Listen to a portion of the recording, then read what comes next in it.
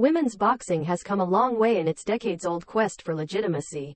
Once derided as a sideshow to men's pugilism, it's since been adopted by the International Olympic Committee, major promoters, and even pay-per-view audiences.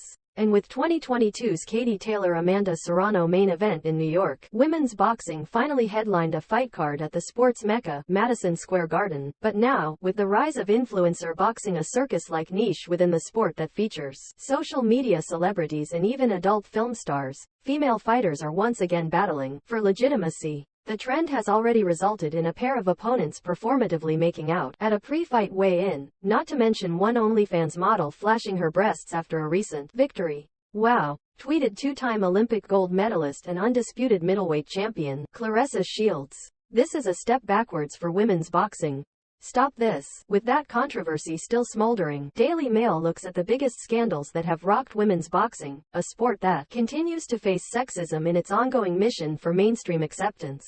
OnlyFans boxer Danielle Hemsley was banned from competing in the upcoming Kingpin boxing final after she flashed the crowd on live TV following her victory last Saturday night. The 22-year-old model outpointed rival Alexandra Danielka in the losers bracket of the Kingpin high-stakes tournament in Dublin before deciding to celebrate in X-rated fashion by lifting up her sports bra to expose her breasts. Kingpin has since announced that Hemsley will not be competing in the final show, which is expected to be held at the O2 Arena in September. As we strive to bring fans the best influencer boxing events possible, we accept that Saturday's post-fight incident may have offended some viewers, and we appreciate that this incident didn't meet the standards expected from Kingpin fight nights. A statement from the promotion read, "We apologize fully to anyone upset from the broadcast. The fighter involved in the incident will not be appearing in the final event and has decided to take some time away from boxing. We will now be turning our attention to the Kingpin finals, with all of us more determined than ever to hold the greatest night of influencer boxing and showcase the very best sport we all love." Hemsley, who claims she got approval from the promoter to pull off the X-rated stunt, addressed the situation on Thursday via a YouTube video. "I hope you've really enjoyed this weekend's antics," said Hemsley. "You've enjoyed my win, my first win, and I really hope you enjoyed the celebration after." The social media star then went on to explain that she had attached tassels onto her nipples, but they had both come off during the bout, and she was surprised by what happened when she lifted up her top.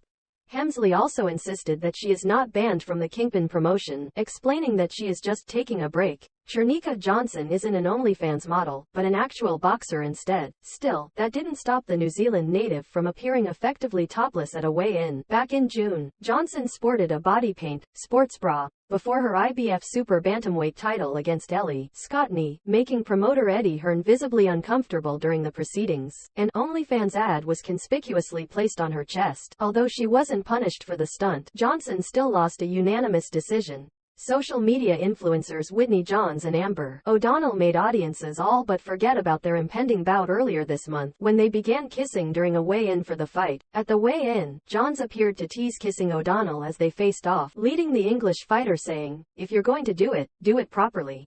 O'Donnell then grabbed Johns, 32, and pulled her in for a proper kiss, with a surprised crowd eventually cheering, before Johns stepped back laughing. And it was Johns who had the last laugh in the fight itself, beating O'Donnell, 25, for her first win in the ring in her second fight. After her victory over the weekend, Johns said, "This win means more to me than you can know. Amber has been an amazing opponent the whole way through." Ebony Bridges left a reporter shocked by lifting her shirt and flashing her chest during an interview about her controversial weigh-in outfit last December. Bridges, the IBF bantamweight belt holder, was stopped by media ahead of a bout against Shannon O'Connell. A reporter from Boxing King Media asked the blonde bomber to explain her outfit, to which Bridges replied, "Well, what do you mean explain my weigh-in outfit?" The reporter then replied, "What is it?" And Bridges lifted up her shirt. "It's like lace, has my handle. Subscribe now," Bridges said. "I don't know, what is it? It's sexy, isn't it?" Bridges launched an OnlyFans account before the fight with O'Connell, promising fans raunchy content that couldn't be found anywhere else. Glamorous MMA fighter Paige VanZant is believed to rake in more than $2 million a year from her OnlyFans account, and Bridges could potentially do the same. The world champ revealed earlier in the year that she makes a small fortune from selling her sweaty socks, training gear and photos of her feet. Fans even pay to be humiliated and insulted by her. "It's pretty much calling guys losers and they give me money," Bridges explained on the Duran Kartal YouTube channel.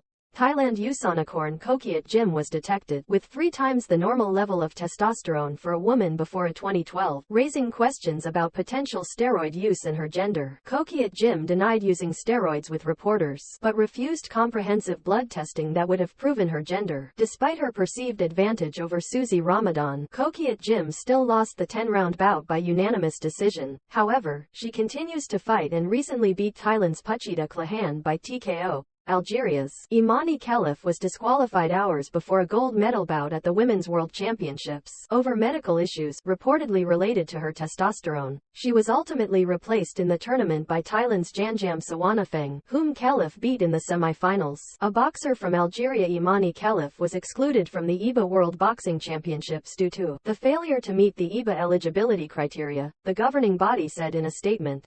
The IBA upholds its rules and regulations as well as its athletes' personal and medical privacy. The eligibility criteria breach therefore cannot be shared by the IBA. The Algerian Olympic Committee said Khelif was disqualified for medical reasons, and that it would support her preparation for the African qualification tournament for next year's Paris Olympics. Algerian media reported Khelif was disqualified for high level of testosterone in her system. There are some countries that did not want Algeria to win a gold medal, the boxer told Algerian Ennahar TV. Amanda Serrano's older sister, Cindy, and her husband Jordan Maldonado were among 24 arrested in 2007 in an undercover investigation of 2 gyms suspected of peddling steroids. Far from being healthy environments for the body and the mind, the gyms were allegedly turned into drug supermarkets of the many defendants who openly and illegally sold performance drugs, District Attorney Richard Brown said at a news conference. Cindy, now 41, avoided prison, but Maldonado wasn't so lucky and was sentenced to more than 2 years behind bars. Amanda was not linked to the controversy, but Maldonado remains her manager. Cindy left boxing after her 2018 loss to Taylor Mia St. John, the Californian boxer who skyrocketed to fame in the late 1990s before becoming a Playboy model, admitted in a 2018 interview to using steroids during her career. The 49-142 fighter also claimed ped use within the sport was widespread. I hate it when other fighters put down other fighters for something we all know is rampant in boxing, St. John told the Los Angeles Times. I never once tested positive, and I've never told anyone this. But now that I'm retired I feel like it's okay. It's not right, but what I'm trying to say is that it's a vicious cycle we get caught up in. You're in a gym. You're in a big camp. Obviously, I was part of the biggest shows of my time. So when your camp is doing it, it's going around the gym, your sparring partners are doing it, you feel compelled, oh my god, I have to do it to keep up with everybody. It's a mind trick, and once you're on it, it's so hard to come off because it becomes very addicting. That's what people don't know. I'm not going to say what fights because then people can trace back to what cards I was on, what camp one was in, who I was training with. I would never out anybody. While not every fighter is using, St. John made it clear that steroid use was common among female boxers. I saw so much of it in my career and I don't mind coming out with this now because it's a serious issue that our sport needs to address, St. John continued. I was tested many times.